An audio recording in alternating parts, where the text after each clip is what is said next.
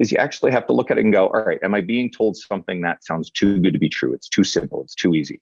Well, maybe it means grow the fuck up a little bit and actually understand that this is rubbish.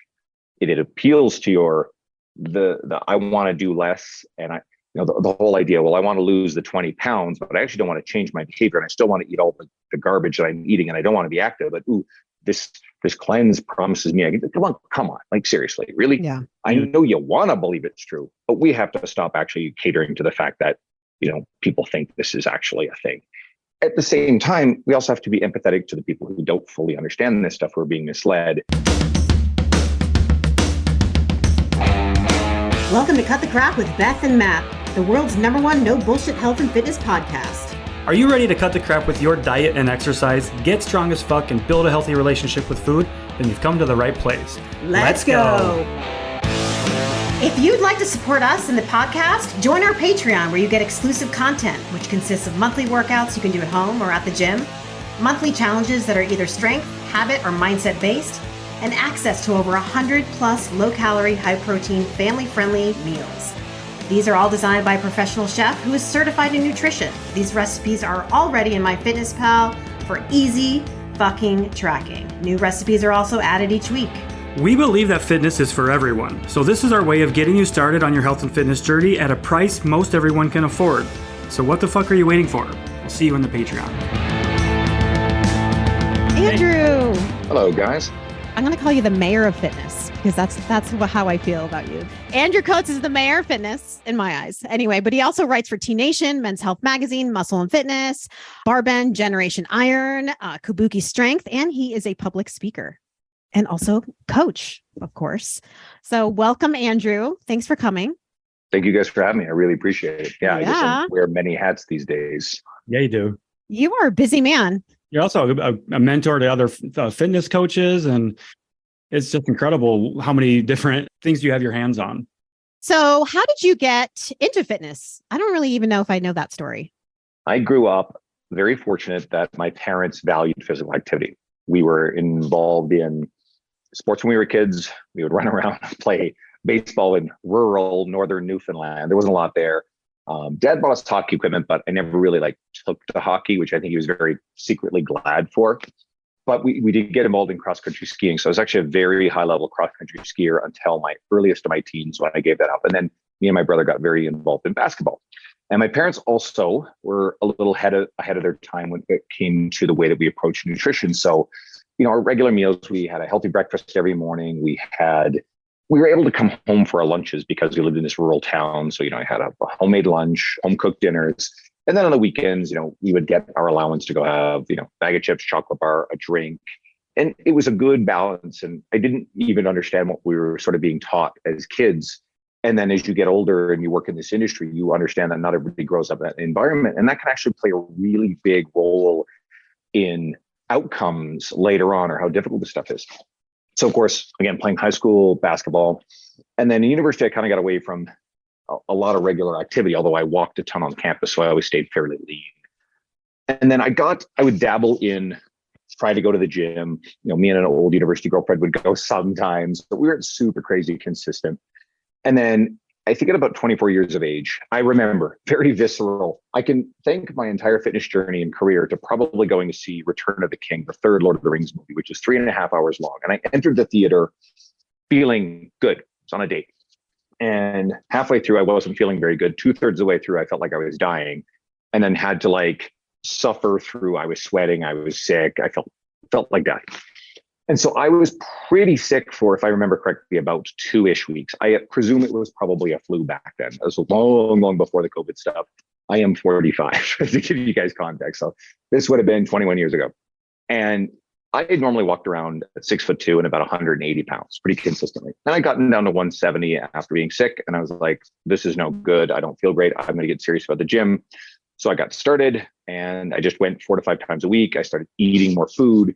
And in 7 months, I was 210 pounds, very lean. Everybody noticed. It became part of who I was. And I was pretty consistent with it for a few years there.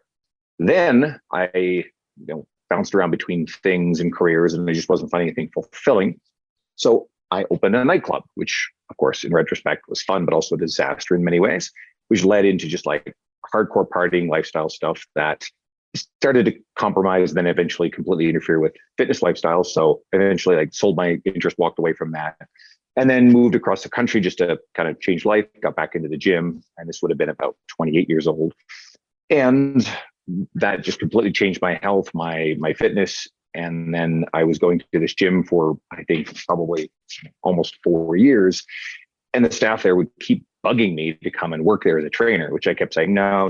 Like, being a trainer has more to do with being able to sell than actually anything else. And I mean, there's some truth in that and a lot of lies.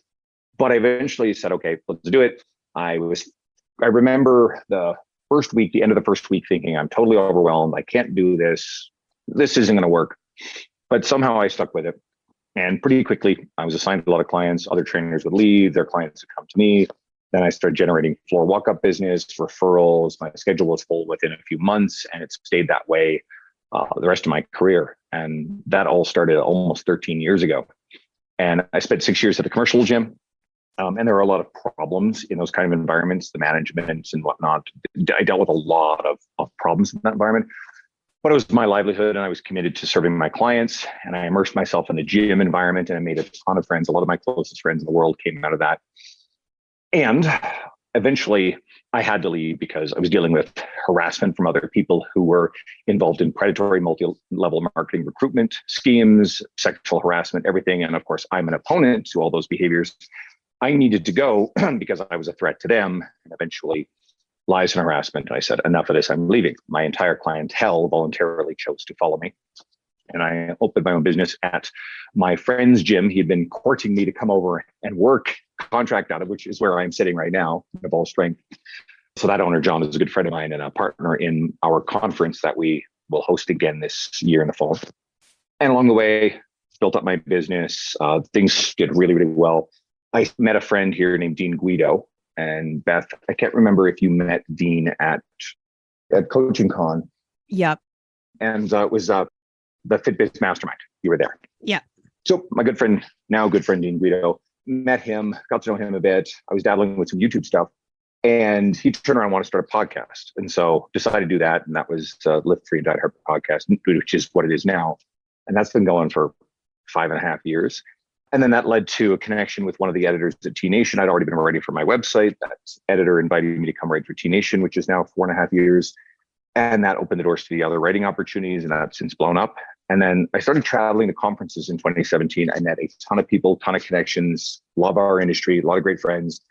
And because I kept showing up and supporting these other events, eventually someone whose event I would go to, my friend Tim Arndt in Spokane, he invited me to come speak at one in 2021. And then that just exploded. And then there's been 8 to 10 events each of the last 2 years, which is kind of nuts. I just got an email from a good friend who is doing something, and he's like, here, I want you a part of it. I'm like, okay, cool, I'm in. If I can find the time. A lot of conferences. I know there's a lot there, but the underlying thing is I fell in love with learning about this stuff. I fell in love with actually helping people. And it's something that I actually more than ever look for too. If you get someone who is an enthusiast in this world and really loves it, sometimes there's someone who has a gift for actually helping other people. You look at someone like Mike Dola with Stronger You and what he built out of Stronger You. A lot of the coaches, I think a fair number of the coaches that came through Stronger You were started as clients first, and then they turned into coaches because they just loved it. They believed in it. Yep. I want to take it back to you growing up in an environment where your parents were active and, you grew up with, eating, good food and things like that. And I love how you talk about, how to get kids into the gym with you. I think that's so important that a lot of people, first off, are intimidated to go themselves. And so, raising kids at the same time to be active can be, kind of hard. How would you get a parent, to get into the gym and to kind of help their child do that as well? So there's a lot of dimensions to this. And what you're alluding to is this post that I keep reusing because it goes mega viral. Jonathan Goodman shared it again today as part of another post. And it's about exposing children to gym environments. And it includes the quote, especially mothers and daughters. And then someone always pops up and says, why emphasis on mothers and daughters? It's like, because you twit, boys and men have not been discouraged from lifting weights for a few generations the way that women have. So we can knock off that ideological policing, tone policing nonsense. You can fuck right off with that shit. We're all trying to help people here, right? I hate it when people play status games, on social media, like the pick fights. Like, these people are actually like a plague on our industry. And you can tell who's pulling this crap versus who's actually out to help people. And anyone listening, like, if you follow people like that, just unfollow that rubbish and follow the people like Beth. You don't give a shit about these people. You're just sharing good information. So off track, but so it's sort of because of all where I am allows kids in here. So some of my clients would bring their kids some of the time because, well, they needed to. My best friend would come in here, and some of the days that she'd come in here, especially on the weekends, she'd bring her two kids who grew up around me, and they would run around and play. And they're not doing stupid shit. You got to make sure the kids are not literally swinging from rings and running and getting underneath people doing Olympic lifting. Like, that's a no. But common sense aside, kids are going to model what their parents are doing. And if you immerse them in this while they're younger, it's a familiar environment, right? It's safe, it's comfortable, it's normal to them. And as they grow up, or even if they see their parents working in home gyms are far more common now, with everything after COVID. So a lot of people have their kids there. So it's more convenient for them to work out at home. The kids are nearby, as long as you're not literally trying to climb all over them while they're lifting. And so we're going to get hopefully a generation of more young people grow up where this is quite normal to them. Because what's the alternative? How many people listening have had the experience where they were overweight, they didn't feel good about their health, and gyms were seen as a scary, intimidating place that were, stocked with powerlifters and bodybuilders and unfriendly people. And you get into those environments, you realize that actually the big guys, they're actually the most welcoming, nicest people. And yes, we can always cherry pick or exaggerate or wave around the negative examples. Like, people have bad experiences in anywhere you go in life, and people will grab onto and wave around these, gyms are this, gyms are that, whatever, because that's part of that person's narrative. But that's actually not helping everybody else who wants to get healthier and stronger. And it's not about, hey, you guys need to lose weight. No. It's like, let's get you strong. Let's get you feeling good and realizing how great this is. And if there's a component of your goal that involves fat loss, whether it's for health or for, hey, I just want to look good naked, which is a perfectly valid thing, then usually those aesthetic changes are a byproduct of also getting strong. So I just think it can be a great bridge to the next generation, because I'm going to say something that it might be a little controversial or blunt or what have you, but I actually think this generation is lost. And I don't mean that in that for each individual it is hopeless. I think that statistically as a society, we're not going to see a major reversal on the obesity statistics and the metabolic health statistics. Okay. But each individual can take control of the situation. They can do whatever they can to control their environment. And like I alluded to at the very beginning of this podcast, not everybody has the same advantages. So on one side of things, for each person, if you want a better health outcome, as much as the whole narrative of personal responsibility is an unsexy one, and sometimes people police it, it still underpins everything. And you have to work within the things you can control. And hopefully you can find support and environments that, allow you to create a better outcome. Setting that aside, we can at least do something for the next generation. So if someone struggles to do something for themselves, whatever the narrative is, or whether they just do not feel worthy of the effort or the investment in the change, or they just don't feel they have the tools, sometimes a more powerful motivator is to say, well, I don't want my kids to grow, and I'm not a parent, so I can't speak for that, but I don't want my kids to grow up with the same struggles that I had. And, it's like there's all sorts of things that get handed down generationally, right? And some of them are good and some of them are bad. But all it takes is one generation to break the cycle of something, whether it's complicated things like abuse or alcoholism or any of these things, the education. But also I've heard this in several places, people are using the term generational health, right? So we think in terms of generational wealth, but there's also a concept now that we're talking about is generational health. And there's a lot that parents can do to model these behaviors, to make them normal. And, you'll always get the detractor who complains about like, you're teaching kids that, their value is in how thin they are. No. That's none of that nonsense. You guys can knock that off too. I mean, but what's happening is what's the alternative? And I think this one is definitely more moms than dads, although sometimes it's dads. It's not developed by moms, but how many women are using language about negative language about their body image or self-image, about dieting, and how many women are modeling dieting behaviors and unhealthy dieting behaviors that maybe they don't realize the words and the actions are being picked up by their daughters or sons. And then those behaviors become the internal dialogue and narrative and normalized for parents.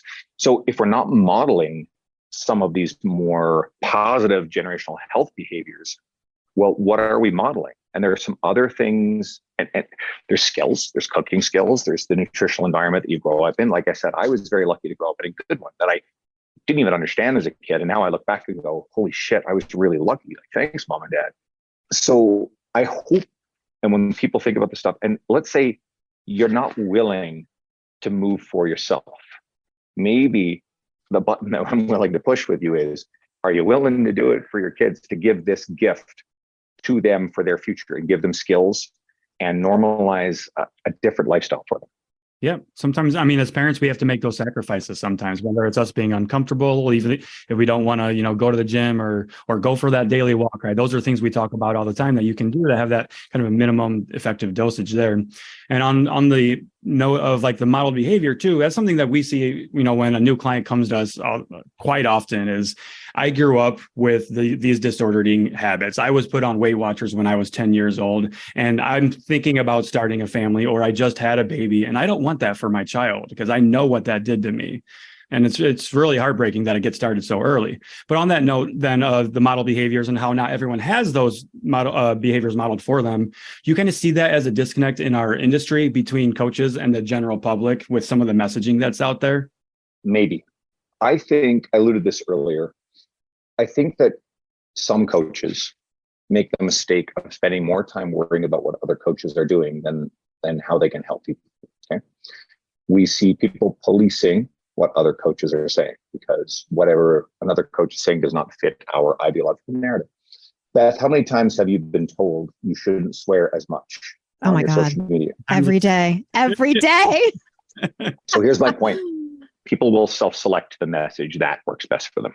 There is room for the more soft, empathetic side. And quite frankly, I do think your messaging is empathetic. I really do.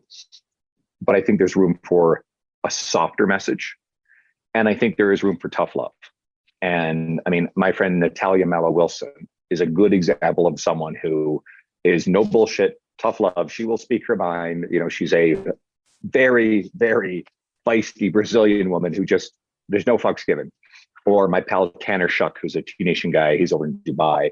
And Tanner's media is going to piss some people off because it creeps into some territory. It's language I wouldn't necessarily use or that I wouldn't use. But guess what? There's going to be an audience for it. And if you don't like someone's messaging, go find someone's messaging that you do like instead of trying to police and make things go away that you don't agree with. Does that make sense? So as long as there are coaches who are of service to certain populations and certain type of messaging, and we have enough of it out there, they're good. Hopefully, here's one of the things that I actually believe in that.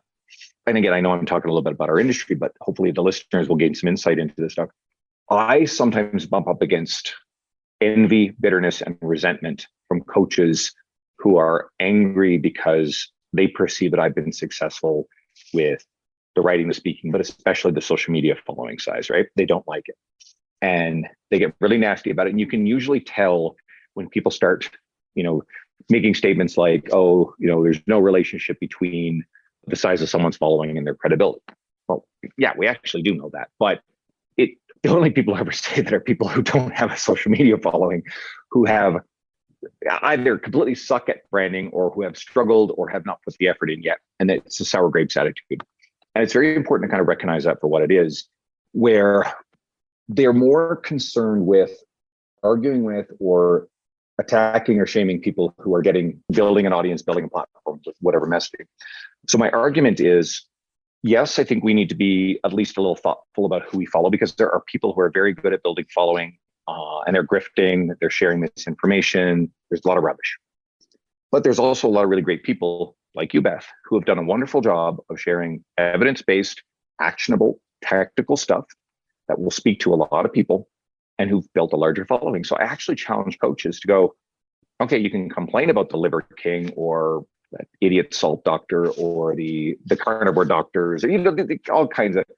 And again, I don't even like complaining about doctors as being the bad guys. Some of them sell out, but then some of them you get like Dr. Spencer Nadolsky, who's the best merger of empathy meets evidence that I've ever seen as an obesity physician, right? So if you can find, and he's done a wonderful job for years. He literally taught people how. He has a video on how to make Canva graphics back in 2017 to make infographics, which people like him and Sohili and Jordan Syatt and Carter Good all did. I remember those days that's when I first got on social media. It was like 2018. Yeah, right. I don't know. I remember Jordan Syatt doing like the infographic. It was like Infographic Central, like Carter Good. And, everyone was doing infographics. and they all built up these really big brands. Now, Jordan, Sohi, and Spencer in particular have incredible legacies as educators. And they've built a lot of long form media. They've done a lot of things that the social media then just is an extension upon, but they're credible. And you look at the kind of impact someone like Jordan is having on the greater industry. So I like to challenge coaches to say, listen, if you have a good message and you want to help more people and you serve a specific audience, it's not like you have an obligation, but it can be very valuable if you will learn these skills, consistently show up, and it's a way we help more people. And if you're scrolling through Instagram, you can see one post at a time. And if you're not taking up that space, someone else will, and that other person may not have your integrity, your knowledge base, or your intentions. So for the consumers, I want you guys to kind of be alert to this stuff too. And I think anybody who's listening to this, first of all, is going to be a fan of your stuff, Beth, and is probably already a discerning listener. But you've got people in your world who you see sharing rubbish from charlatans, and I know it's frustrating, right? So the best thing you can do is to share Beth or Jordan Syatt or Sohi or someone else in our space who does a better job of meeting evidence in a message that's resonant, right? And that's one of the ways that we probably help more people is by sharing good media created by people who are quality humans. Well said. When the world feels crazy and chaotic, remember that you don't have to. You deserve to take control of your mental and physical health, and Cured Nutrition is trying to make it easier for you to do exactly that. Cured wants you to feel good about feeling good, so they took their time formulating their Serenity gummies. They left out the artificial flavors, sugars, and dyes, and replaced them with ingredients that actually live up to their wellnessy word. Finding calm in this fast-paced world can be very challenging. That's why I use and love the Serenity gummies. They help to provide a physical, mental, and emotional sense of calm in everyday life. I personally like to take them before a long day of calls and meetings. The Serenity gummies bring me to a happy place and they prepare me for the day's challenges, while also helping me to serve others to the best of my ability by providing a sense of peace and calmness in my body and mind. Right now, Cured is extending an exclusive offer to you, our listeners. You can grab a bag of Serenity gummies for 20% off by visiting www.curednutrition.com/CTC and using coupon code CTC at checkout. That's CURED nutrition.com/CTC and coupon code CTC at the checkout to save 20%. Protect your peace, pop a gummy. Yeah. And I think because there's so much information out there, right? And this is for like general public, how do people decipher from bullshit information between, and then, science evidence-based? Because I get this from all angles. People are like, I just don't know what to believe. They'll follow people that are saying, don't eat this and don't eat that. And they'll send me screenshots. And what do you think? It's like, if anybody is saying not to eat this, they don't know what they're talking about. But I think, like, how does someone filter all this information that's consistently coming at them? Like, I guess one would be unfollow. I don't know if there's an easy answer to this, because not unlike, food marketing and engineering, which is designed to make, let's look at kids cereal. And I'm not interested in demonizing kids cereal. Like, I grew up, I enjoyed my Fruit Loops on the weekend. We had oatmeal, during the weeks, right? Which comes down from your parents. But we know that, a lot of kids' breakfast cereals and other chocolate bars and pop and what have you, it's engineered and marketed to be appealing, right? And we know it's winning. And not unlike that, some of the bigger accounts who are not evidence-based are engineered and marketed and practice storytellers to maximize reach because they will say things that sound appealing. There's an account that annoys me, I won't name it, that has a fairly large following. And if I write a popular post, within a couple of weeks, usually there is a rewritten version of that post, including my kids in Jim's one on his feed. And then he will say a lot of very basic formula, but poignant health-based stuff that's quite accurate, which of course is very appealing. And then he'll follow up with a post that says that sugar is worse than cocaine, your end user, which is of course is a ludicrous thing. I mean, like, if you've never tried cocaine, maybe you might believe that, but we'll leave that at that, right? That's a complicated thing. So we've got these people who are engineering a message so that way they can grow and they can sell their books and they can sell their products and marketing. And on one hand, coaches with integrity need to actually embrace learning how to actually do media better, but with better, more integrity-based messaging. So that's on the coaching side. And for the consumer, part of it is a duty to educate yourself. And yes, it's hard because chicken or the egg, where do you start? Which accounts do you listen to? Because there are accounts that are so hardcore evidence-based, but not necessarily super resonant. And then there's a stuff in the middle of people who say some pretty good stuff. And then they say some, iffy stuff. And they might say that like it's carbs and insulin, that's the reason for obesity, not because of calories in, calories out. It's like, okay, but everything else they say is like pretty much on point. What do we do there? And then you get people like the Liver King, who I will call out, just selling complete and utter nonsense. I think we have to take a little bit of responsibility for our own outcomes and stop believing the things that we want to hear. And I think that's part of it, is you actually have to look at it and go, all right, am I being told something that sounds too good to be true? It's too simple. It's too easy. Well, maybe it means grow the fuck up a little bit and actually understand that this is rubbish. It appeals to the I want to do less. And the whole idea, well, I want to lose the 20 pounds, but I actually don't want to change my behavior. And I still want to eat all the garbage that I'm eating, and I don't want to be active. But this cleanse promises me, come on, like seriously, really? Yeah. I know you want to believe it's true, but we have to stop actually catering to the fact that, people think this is actually a thing. At the same time, we also have to be empathetic to the people who don't fully understand this stuff, who are being misled. I do think it's big on the coaches side of things to actually just be better at brand and messaging so that way we attract more people. I mean, how many people have told you, Beth, that they found your guys' media but they used to believe in the book Wheat Belly or some other kind of nonsense, or they definitely were like, they're sitting down watching Oprah and jumping from whatever bullshit fad diet Oprah jumped from. And then all of a sudden they just got tired of it, but they found you, or they found Jordan, or they found somebody else who is very evidence-based, Dr. Mike Isertel, whoever, and things clicked for them. And sometimes it's part of the process. They may have to go through a bit of this stuff before they find a better answer. And then they realize, wait a second, this actually works. I feel better. I'm happier. So I don't think I have a really clear-cut answer on how to say to the person, hey, listen, stop believing this nonsense and start believing this stuff, right? Because people want to emotionally hold on to the nonsense that is currently serving them. And then you get this whole other thing.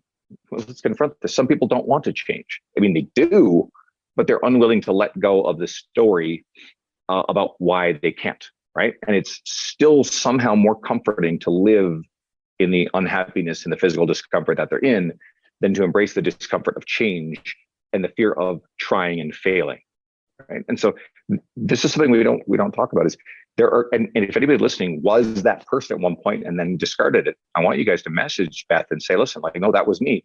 I was living the lie. It was easier to stay stuck where I was because it was an identity that I wrapped as a cloak. I wrapped myself in to protect me from whatever kind of criticism or attention that you're ultimately avoiding. And maybe it's because of whatever you grew up within, like beliefs you had that were handed down from your parents or what have you. Complicated stuff that I'm not qualified to talk about. This is probably like literal, mental health professional type territory, but we can acknowledge at least that this is a piece of the puzzle. Yeah. Now, people definitely come to us quite often and say, I actually used to not like you. You used to really piss me off and rub me the wrong way. But, I've been following you for about a year now, and you're finally making sense. And I think it really just comes down to just get tired of being where they're at, essentially, because their belief system may have gotten them to where they're at. And now it's time to challenge that belief system and see, okay, well, I've been doing it this other way with these people telling me to be afraid of all these foods and to avoid this and do that. But that's not working. It's got me feeling like a big bag of shit. So maybe now I need to look and see what these guys that are swearing at me or whatever are saying, because maybe there's some validity to that. And there's an admission within them saying that it was all them and not you. I've had a couple coaches within the last 6 months both tell me that they used to think I was arrogant, or just basically they sort of saw me in a slightly more negative light. But both openly admitted that it's like, no, it was like entirely about their own thing. It was their own narrative. It was their own insecurities that they were projecting onto me, because they see that I certainly, in one of the cases, is very clear that he would aspire to do. And so he's gotten himself straightened out, quit drinking, and now he's doing really well with his media, and like it just bringing the person I knew before, this positive energy, back. And then the other guy, again, has just really embraced seeing what I've done, because I've turned around and like just share and help. And it's gone from being something that he saw as a negative to something he's like, wait a second, there's so many good resources here, and a willingness to help. And yeah, it can get kind of discouraging if people tell you that, but at the same time, you realize that it's entirely what's going on with them and their own personal narrative. That's what it usually comes down to, for sure, in the end. What mattered is they stuck around, and there's something about what you guys are doing that kept them from unfollowing you. Right. They're still there. Yeah. Right? Yeah. Somewhere they knew that there's a message that's like, I need this, but I'm not ready for it. And that's okay too. There's a lot of people who they're not ready. But if we're still there, they know we're there. It's about staying top of mind. It's another thing that goes into like what I tell coaches is you just want to stay top of mind of people who don't know they need you yet. They're not ready. But when something happens, and God forbid they have a health scare within their family or their own lives, then you become the person that they go to. And my guess is there's someone again listening who's like, oh no, that was me. That happened. Probably. Yeah. Yeah, you just keep showing up. And, you're so right. And this is something that I learned from Jordan. He's like, someone can be following you for a year or even more until they are actually like, okay, I think I'm ready to start coaching, because they don't know you. They're learning from you. You're building relationships. You're not going to get followers and suddenly they're going to be like, yeah, I want you to coach me. No, you as a coach, you have to prove yourself in a way, build that community so people kind of like earn your trust. Mm-hmm. Yep. Just yesterday, Beth, I was messaging with somebody on Facebook, and she said that she's been listening to our podcast and following our content for a couple of years now, but she hasn't been taking it into action. So this validates what we're all saying here.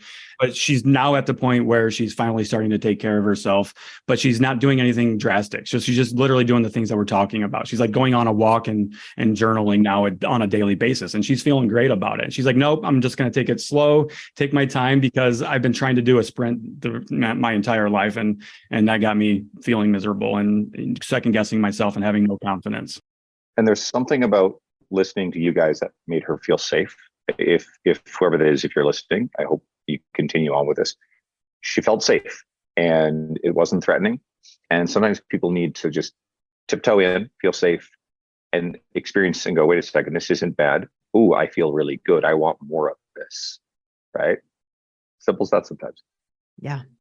Opens up a whole new opportunities once you're finally ready to, once you're finally ready and it's got your curiosity. Once you start exploring that and you see what's out there in terms of movement and what it can do for your life, and when you start just taking a little bit of, I guess, action and responsibility and challenging those beliefs, it's very powerful. So, Andrew, as a coach who, makes social media, what have been your struggles with actually making content and showing up in the space consistently as you have? There's a few things that I think are important, and they're perfect analogies for the person's everyday life who's going through a lifestyle change. When I approach social media, I am mostly written-based stuff. You get these Twitter graphic type things because it's the easiest thing for me. It's the lowest friction, right? So lifestyle change for you it needs to be low friction. We have to shrink the change. We have to make sure that we do what we can to change our environment. So it makes making those choices on the spot easier. Plan and prepare ahead and anticipate. This is a big one. People, they damn well know the weekend's coming every bloody weekend. But surprise me again. Oh shit, my diet fell apart. No, you're giving yourself, here's a piece of blunt stuff. No, you're giving yourself permission to binge on the weekends. Now, binging, complicated, eating disorders, etc. I use binge in a broader sense. But a lot of the time, no, it's every weekend, it's just permission to do something. And it's like, oh shit, this snuck up on me. No, the fuck it didn't, right? You knew that the weekend was coming. You just didn't plan ahead. You didn't think ahead. You literally were setting yourself up to do what you really underlying wanted to do on the weekend. Now it becomes shifting that to where, hey, can I do the things that I really enjoy, but then set some boundaries around it and make the next decision a better one. So, but back on to content creation. There are a lot of people saying, well, you need to do reels, you need to do video. Beth, you're great at video, right? A lot of people do video really well. And that actually has very, very serious viral potential. Certainly if you're going to go onto TikTok, which is where you've had probably the biggest growth, and then use the same formula on reels. But your audience is going to be trained to interact with the kind of media you keep throwing at them. And your audience has largely been an audience that self-selects to no nonsense, blunt, in your face, swearing, video-based content. Whereas mine is actually quite different. Now there's a ton of overlap between the people who like your medium, who like mine, but mine is the words. The idea is the forefront. A little picture of me, my name's on it. So this, it brands around me, but I find writing much easier. And then I reuse some ideas after months just because they're popular, as opposed to me putting down a video. And for you, there's not much friction of popping up the phone and just recording something. You've talked about this before, where you'll just have an idea in your head, you'll say something you think is stupid, and then turns out it's a viral video.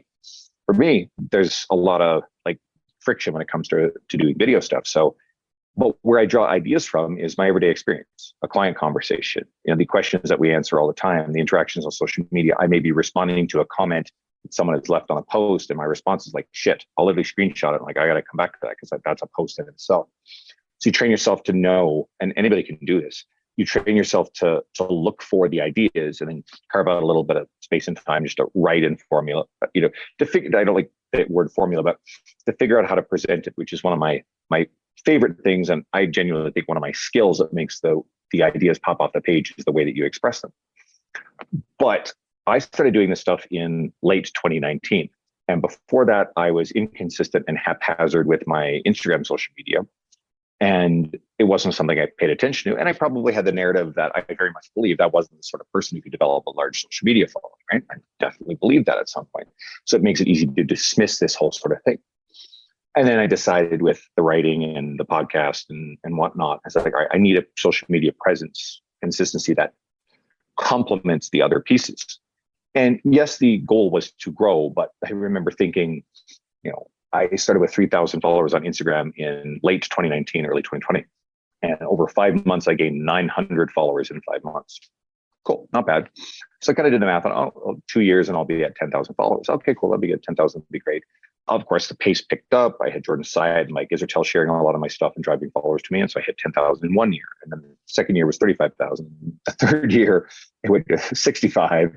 And then actually, hold on. No. Then it went from 35 to 95. So I gained 60,000 that year. And then now we're even more.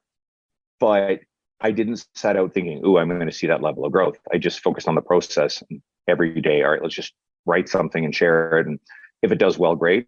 And if it doesn't do well, I'll pay attention, I'll learn from it. I get a break from interacting with stuff. But learning the lessons and the practicing and refining the process. And my audience is highly engaged with that type of content. If I throw up a reel, they would probably just be like, what the hell's going on here? They probably wouldn't even engage with it very much. So I found a process that works for me, and there's not just one way. But the generation of ideas is essential so that way I have things to share. So I hope that answers the question. Yeah. For me, I like how you're doing the lowest, but what is easy for you? What are you good at? And that's how you show up. And for me, I right now, because I'm not going to say I'm not a good writer, but I haven't been one that's been practicing. So I'm not really a good writer right now. And so for me to do threads even is a step for me to actually dip into the writing, because I started out creating videos. And so for me to go into actually writing is intimidating. I can relate in that way of showing up where you're good at. And then also kind of like dipping in the other side of trying to write, or although I would love at some point to be better at writing. Do you write captions for your videos? I write all of them. Yeah. Good. So you're writing. Okay. So there's also a narrative there too. And it goes to the person who is listening about the narrative right. you tell yourself about what we struggle at. Oh, I'm not a good cook. Every time you use language that describes what you are or are not good at, or who you are or who you're not, it's a fixed mindset, and it's a narrative that keeps you in place. Now, if it's a positive skill, if you read a book like Atomic Habits, which is actually the best treatment of this, he uses a lot of different things in there. One of the best analogies is every action is a vote for the person you want to be. And he talks about identity. And so one of the ways that we make healthy lifestyle behaviors stick is we develop an identity around being a healthy, active person, right? A strong person. So we want to foster that. But then if we look at the things that are the identities, I'm not a writer. Oh, I can't cook. Oh, I'm not a person who works out. Oh, I'm struggle at this. Oh, I couldn't learn a second language. Oh, I suck at music. To a point, yes, there are elements of talent, but the myth of talent has largely been debunked through a lot of different books that have studied, especially through the lens of athleticism or other high-level skills. It's really a function of deliberate practice. And there's a lot of nuance to that. And you can get into the stuff in books like The Talent Code or The Goldmine Effect, or even deep work like Hal Newport. If you're really interested in that specific topic, that'll go into it. But it becomes noticing when you're using negative self-talk, and this will get into a lot of Brene Brown's type stuff, where delineating between guilt versus shame. Guilt is, I did a bad thing. I binged again. I ate a whole bunch of chocolate. I shouldn't have done that. That was a bad thing. Versus the person who says, I am a bad person. Like there is no delineation between the act and you as an identity. And so the person's like, oh, I suck. I'm a failure. I can't stop from eating this way. And if we notice the way that we use that language, try to catch yourself. And it's not about berating yourself or further shaming yourself for using, quote, shame-based language, right? So the guilt is fine. I don't give a shit if someone feels a bit guilty about doing something bad or stupid or whatever. That's fine. In fact, if anything, if you can use it to motivate you to not do it again, I'm okay with that to a point, right? If it's an internal dialogue, as long as you can separate who you are as a person from the action that you've done. But if you are linking you as a person, your identity, and the negative action that you want to change, we first have to start with changing the behavior, noticing the way that we use that language about, oh, I am ugly, or I am stupid, or I am incapable, or what have you. Just catch yourself. And the first thing is try to use that language less and be alert to it. Because also, going back to the whole thing, if you've got kids around, they're also hearing that stuff and they're picking up on those narratives. And that's a really good incentive to work on it. And if you notice that you're thinking it, thoughts are just as powerful as words, right? And I think also people say these sort of things to themselves. A lot of negative self-talk. We have this belief that, well, I'm building armor and I'm protecting myself for when someone says something mean.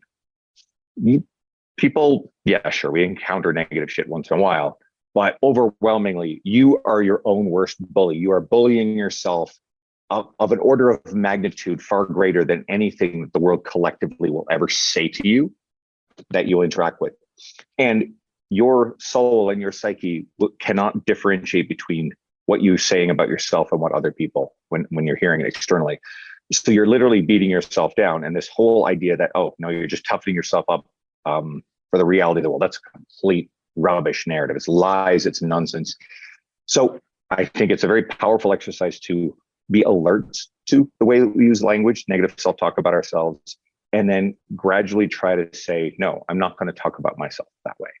Or to shift it from I am bad to, okay, I did a bad thing. I don't want to do that again, right? Because I am bad means by default, you're giving yourself permission to continue to do that thing and not take responsibility for change. It's also another part of this. It's permission to not change. And most people, this may lack empathy, but it's honest. Most people are giving themselves permission. They're taking themselves off the hook because it's easier. I'll give you a great example of this. Every New Year's, the person who makes the New Year's resolution, right? And they make some outlandish, unreasonable resolution. I'm never going to eat chocolate again. I'm never going to drink alcohol. I'm going to completely change all of my nutrition. I'm going to eat clean.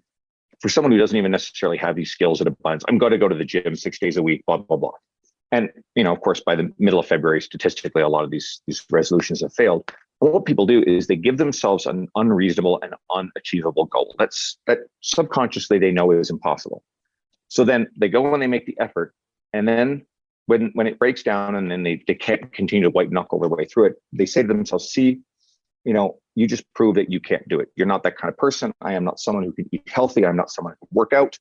And it alleviates temporarily the emotional discomfort of the unhealthy lifestyle behavior that they know deep down doesn't feel good and they're not happy about, and they're not confident. But you gave it a good try. I proved that I can't do it. Therefore, emotionally, I'm off the hook for a little while until the dissatisfaction builds up to the point where they try the same thing again. And if anybody listening has ever had that experience, just ask yourself, is that kind of what the narrative was? And if you can call bullshit on yourself and go, yeah, that was me, but now you're different, well, you know the answer. Mm-hmm. Yeah. Definitely. I also like what you were saying too. I'm going to back up a little bit about your analogy for your social media and the struggles there, and how I think this can really apply to our listeners as well, about how it was trial and error for your content, and then you weren't focusing on the end result, which was growing the social media that end number, but really you were focusing on the process and the journey and just getting better at that. If we could just shift our mindset there too, to stop worrying about that 20 pounds or running that 10-minute mile, and instead focus on maybe we're gonna go walk for 1 block before we can run that mile. I think that would help a lot of people too if they could just start understand that. Mm-hmm. And it entirely is about looking at behavior goals, process goals versus outcome goals. Now, it's not to say that there are not situations where having a clear outcome goal is a bad thing. It's just, certainly it depends on your skill level for something too. This is something that Renaissance Periodization do really well in their nutrition certification, which I got to beta test, so now I'm doing the full thing. And it's the best treatment I've ever seen of this. But at its essence, if we focus on the behavior in front of us, and most trainers talk about this, and most clients and most people understand it, but it is worth drilling down on. Yeah, if we focus on the next step in front of us versus the big overarching, mountain we're trying to climb, taking the next step is very actionable. Whereas, getting to the top of the mountain from the base seems completely insurmountable. So focus on the behaviors. And if you consistently show up with those behaviors all the time and make those behaviors part of who you are, right? It's part of your identity, because this is the other thing. We default to behaviors that are in line with who we see ourselves to be. If we think we are someone who can't work out, it doesn't eat healthy, guess what? When you're tired, when you're stressed, you're going for fast food and you're sitting on the couch as a default setting. Whereas how many people, yes, we know this can get taken a bit too far, but I'm going to come back to this in a second, because actually I think it's a very valid point. The people who, when they're stressed out, then they go hit the treadmill, or they go, work it off in a weight session. And that's the default setting. Now, can that become problematic? Yes. There is a growing trend in our industry. And the listeners, I want you guys to be alert to this, where well-intentioned or status-seeking coaches are grifting on the narrative of the dangers of working out too much, or that sort of worst case scenario. We know that eating disorders are a reality in our world. Okay, they're not uncommon, and those are probably more perpetuated by societal expectations and beauty magazines and behaviors modeled by parents, all this sort of stuff. And we can definitely see that the person who's already maybe prone to this sort of thing, or wants to enter like fitness competitions for the wrong reasons, certainly I think that there can be an element within the fitness industry that can worsen or perpetuate this stuff. But I'm noticing now that there are fitness professionals who are grifting on this whole narrative about the dangers of, exercising too much or trying to eat too clean, if you're familiar with the term orthorexia. While these things are relevant and we want to be alert to them, the far greater danger in a society is the obesity epidemic and the overall poor metabolic health of our society. And those two things are not as a 1-to-1 ratio, there is a strong relationship with it. There are people who want to deny that. That's not true. So be alert to this, because people are branding around it, because there are people that want to be fed this message that, oh, it's bad to exercise. Oh, it's bad to worry about eating too healthy. And let's put it this way, 50% of the population is not walking around with an eating disorder, at least in that traditional sense, because if you want to look at it through a lens, I mean, poor metabolic health can be seen as its own eating disorder on the other side of stuff. And there's a relationship there, whether it's binge eating disorder or whatnot.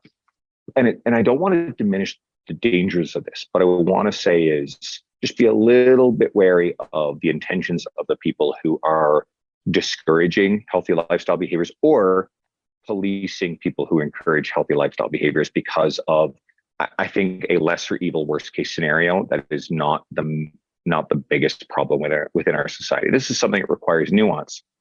And I want to be very careful how I say this, but I have noticed a trend, and I'm not singling out one individual. And I think there are people who are very good with integrity and have a similar message. But I'm also noticing that there are people who built followings and brands on being lean and shredded, and now are turning around and, condemning that sort of thing. And it's like, I think it's a little bit disingenuous to have built where you are one way and then turn around and demonize the same behavior that gave you the platform that you have.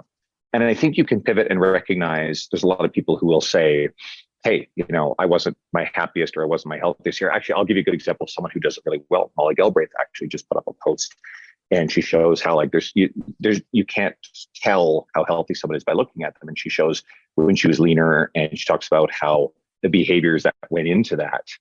She was, physically unhealthy. She was mentally unhealthy. And now she turns around and, she feels better. She feels stronger. But I'll also say that Molly Galbraith is someone who built her following and reputation not upon, a rip physique at all. She's someone who built it upon advocating for women and strength and healthy lifestyle behavior and a lot of other stuff and education and supporting women in the industry.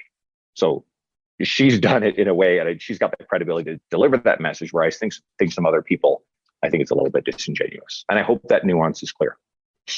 Molly's one of the good ones. I'm doing the Girls Gone Strong menopause course right now. And quite frankly, I'm blown away with just how much work and effort they put into it. It's really, really good. So if someone's interested in that, they sold out of the first one, ran out of textbooks. That's people awesome. Were mad. Yeah, good problem. I did her mini course, which was actually free. And I learned a lot just from that.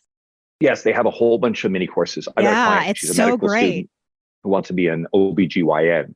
And so I put her onto the Girls Gone Strong free course resources. And so she's really excited because, one of my frustrations is if I have a pregnant client and they go to the doctor, and the doctor, is certainly, again, doctors, it's hard for them to know all these things. So it's not to demonize the doctors, but if the doctor turns around and says, oh, don't work out, the doctor is covering their ass. It is not healthier for a pregnant woman to not work out. In fact, it's actually one of the best things you can do unless there is literally a contraindicated issue. Now, we're out of time. We got to wrap up. I got to get to a client. So I appreciate you guys having me on.